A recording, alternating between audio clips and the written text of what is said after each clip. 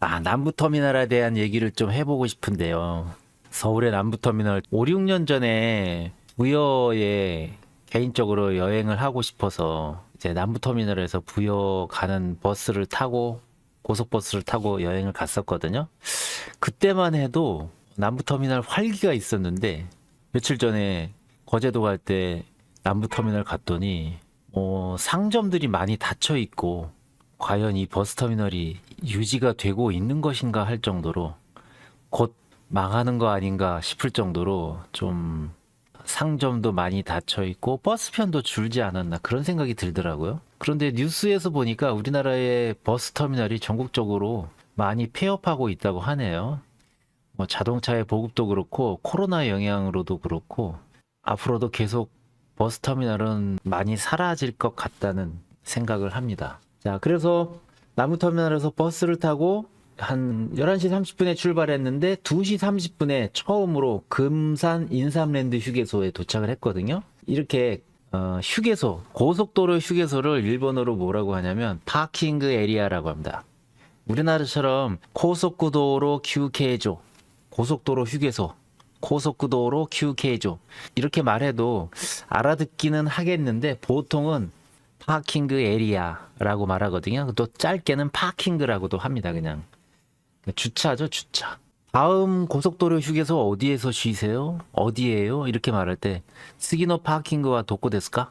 다음 휴게소는 어디예요? 스기노 파킹과 도코 데스까? 스기노 파킹 에리아와 도코 데스까? 도코데 토마리마스까? 다음 휴게소 어디에서 멈추세요? 뭐 이렇게 말할 수 있고요. 그리고 버스를 타고 여행을 시내버스나 고속버스를 일본에서 타고 여행하다가 휴게소에 도착했죠. 그러면 제일 궁금한 게 이거죠. 저도 물어봤는데 이번에 운전기사분한테 물어봤는데 몇 분 동안 정차하세요? 몇 분 쉬세요? 뭐 이렇게 물어보고 싶지 않아요? 그럴 때 몇 분 쉬세요? 남풍 야스미마스카라고는 하지 않고 남풍 토마리마스카? 토마루라는 동사를 씁니다. 몇 분 멈춥니까? 정차합니까? 라는 의미죠. 남풍 토마리마스까? 이렇게 물어볼 수 있습니다. 금산 인삼랜드 휴게소에서 한 10분에서 20분 정도 정차하고 새벽 3시에 고성에 도착을 했습니다. 고성은 터미널은 아니었던 것 같고 그냥 정류장 같은 느낌이었습니다. 손님 내려주고 바로 출발했던 것 같고요. 그리고 통영터미널 3시 15분에 고성에서 15분 후에 통영터미널에 도착을 했고 그리고 거제도 고현터미널에 3시 35분에 도착을 했습니다. 일본의 야코바스하고 좀 다른 것이 3시 35분에 떨어뜨려 놓으면 갈 데가 없습니다. 일본의 야코바스는 새벽 5시, 아침 7시 뭐 이렇거든요. 일본이 땅이 길쭉해서 넓은 것도 있지만 빨리 가는 것보다도 사람들의 활동 시간 이것을 고려하지 않았나 저는 그렇게도 생각이 되네요. 근데 우리나라 사람들은 빨리 가는 거 좋아하죠. 그리고 옛날에는 활동 시간을 고려해서 휴게소도 더 들리면서 천천히 가서 사람들이 대중교통을 이용할 수 있는 새벽 5시에 일부러 도착시키는 그런 머리도 썼겠지만 지금은 뭐 대부분 사람들이 자가용을 가지고 있으니까 실제로 고현터미널에 새벽 35분에 도착했는데 고현터미널 다음이 장승포인데 뭐 한두 명 남아 있었던 것 같고 고현터미널에서 거의 대부분 내렸는데 그 사람들이 내려서 어디를 향해서 가는 게 아니고 또 승용차나 뭘 이런 걸 기다리더라고요. 그런 걸 보면 활동 시간에 맞춰서 정차하는 것을 고려하지 않아도 되는 시대가 된 것 같습니다. 자, 그래서 제가 거제도 고현터미널에 도착을 해서 갈 데가 없지 않습니까? 제가 뭐 거제도에 아는 사람이 있는 것도 아니고 일 보러 가는 건데 커피숍이라든가 만화방이라든가 찜질방이라든가 있지 않을까 생각을 하고 터미널 주변을 여기저기 기웃거려 봤는데 그런 곳이 없더라고요. 뭐 찜질방도 지도를 보고 찾아갔는데 24시간이 아니더라고요. 그래서 어쩔 수 없이 한 새벽 4시 반 정도 돼서 다시 고현터미널로 왔습니다. 왜냐면 터미널은 새벽 5시 정도면 영업을 하니까 의자에 앉아 있을 수도 있잖아요. 그래서 갔더니 닫혀있던 터미널이 열려 있더라고요. 열려 있어서 의자에 잠깐 앉아서 인터넷으로 어디를 갈까 검색을 하다가 찾아본 곳이 이제 온천, 해수 온천이거든요. 그런데 그 전에 그 터미널 주변 돌아다니다가 본 곳이 하나 있는데 새벽 4시 반에 열려 있는 가게라는 게 뭐 대부분 정해져 있습니다. 편의점 아니면 뭐 이런 술집 같은 데더라고요. 술집도 많이 열려 있진 않고. 근데 여기 선수 항시 대기, 이거 호스트 클럽이죠. 남자친구라는 호스트 클럽인데 여성 전용 클럽. 호스트 클럽의 선수를 일본어로는 뭐라고 할까? 뭐 선수라는 것은 센슈라고 하죠. 센슈. 일본에서는 뭐라고 할까요? 이거 한번 찾아볼까요?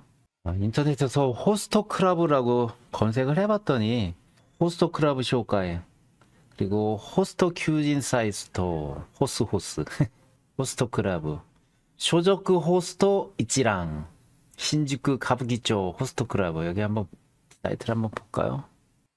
스타프라는 말을 쓰나 보네요. 스타프. 호스토 클럽 혼라이노 미력구である質の高いサービスを追求し、こだわりの優しさをお届けしています。 스타프 이치도, 선수 일동, 스텝 일동이라고 해야 되겠네요. お客様のご来店を心よりお待ちしております。私たちと一緒に素敵な時間を. 그래서 선수라는 것은 스타프 또는 호스토라고 해야 맞을 것 같습니다. 항시대기. 항시라는 말, 호지라는 말은 쓸 것 같지 않고 즈이지, 수시대기라고 쓰지 않을까 싶네요. 그래서 호스토 즈이지 타이키, 선수 항시대기. 남자친구를 일본어로는 카레시라고 합니다. 카레시라고 합니다. 그 사람이라고 해야 되겠죠. 카레시. 뜻이 뭔지 한번 볼까요? 산린쇼노 진다이메시 코이비토 데아루 난세. 이게 맞네요. 남자친구 코이비토 데아루 난세. 그리고 여자친구는 카노조라고 합니다. 카노조니 타이스루 쇼와 쇼키노조가.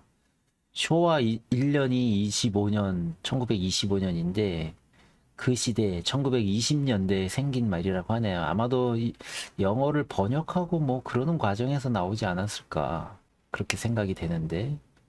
카노조 한번 볼까요? 반대말 카노조. 코이비토 아이진 코이비토 데아루 조세.